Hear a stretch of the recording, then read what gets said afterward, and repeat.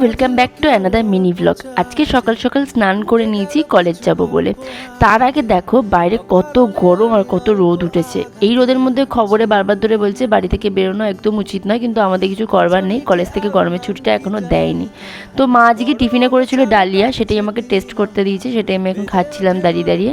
তারপর চলো তাহলে এখন রেডি হওয়া যাক।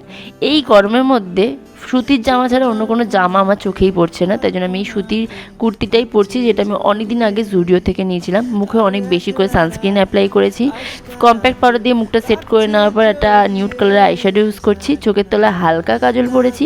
আর get ready with me already আমি শর্টসে আপলোড করে দিয়েছি, তোমরা নিশ্চয়ই দেখে নিয়েছো এতক্ষণে। তো চলো এবার রেডি তো হয়েই গেছি, এখন কলেজের উদ্দেশ্যে বেরোনো যাক। তার আগে আমি তোমাদের কিছু কথা বলি। কলেজ ডেটা আমার এমনভাবেই কাটে, তোমরা এই মিনি ব্লগটা দেখলেই বুঝতে পারবে। আমরা গোটা কলেজ ডেটা যে কী হাসি মজা ঠাট্টায় কাটাই তোমাদের বলে বোঝাতে পারবো না। তো এখন হাতে আমি কতগুলো এক্সারসাইজ পরেছি, হাতে আমার স্মার্ট ওয়াচ পরে নিয়েছি। এখন টোট ব্যাগটা নিয়ে বেরিয়ে পড়বো কলেজের উদ্দেশ্যে। আর তার সাথে চোখের মধ্যে সানগ্লাসটা লাগিয়ে নিয়েছি, যেটা আমার খুব ফেভারিট একটা সানগ্লাস। তো এখন দেরি হয়ে গেছে, তাই জন্য তাড়াতাড়ি করে কলেজে প্রায় বলতে পারো ছুটতে ছুটতে আমি সেমিনার হলে যাচ্ছি।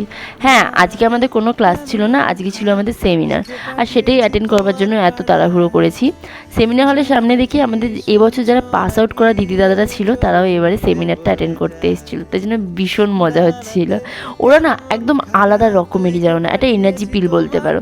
তো এখানে আমি আমার ক্লাসমেটদের সাথে বসে পড়েছিলাম সেমিনারটা অ্যাটেন্ড করবার জন্য। আর সেমিনার হলে আমরা যাওয়ার আরেকটা উদ্দেশ্য আছে, সেটা হচ্ছে এই ঘরটা না একেবারে চিল ঠান্ডা। এই গরমের মধ্যে এরকম এসি ঘরে থাকার না মজাটাই একদম আলাদা। তো আমরা তো এই সেমিনারটা অ্যাটেন্ড করেছিলাম, ভীষণই ভালো লেগেছিলো আমাদের সেমিনারটা।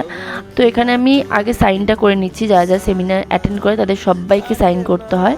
তারপর আমি আমার একটা বান্ধবীর কাছ থেকে চকলেটটা জোগাড় করেছিলাম, সেটা খাওয়ার পর এখন দুপুরের লাঞ্চটা সেরে ফেলছি, তারপর সেমিনার হলে বসি। সেখানে আমাদের খাওয়ার পারমিশন নেই জানি, তা সত্ত্বেও ওখানেই বসে খেয়েছি, কারণ কি আমাদের এই গরমের মধ্যে বাইরে বেরোতে ইচ্ছাই করছিল না। সেমিনারের শেষে আমাদের চা দেয়, সেটাও খেয়ে নিলাম। খাওয়া দাওয়া করে এখন কলেজের বাইরে বসে বন্ধুদের সাথে আড্ডা মারছি।